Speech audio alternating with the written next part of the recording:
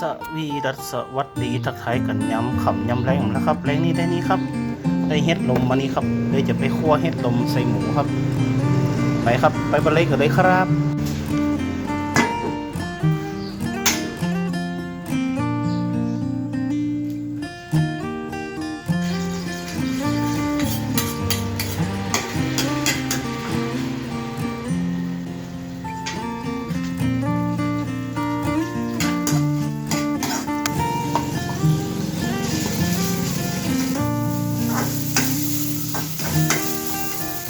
ลมครับใส่ลงไปเลย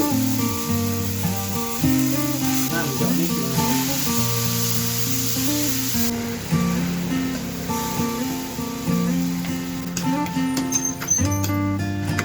วางไว้แป๊บนึง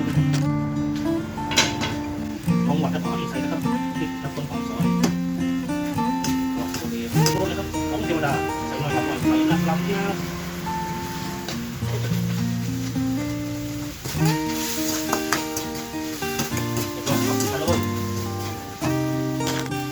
เรียบร้อยแล้วครับเมนูแรงนี่คั่วเห็ดลม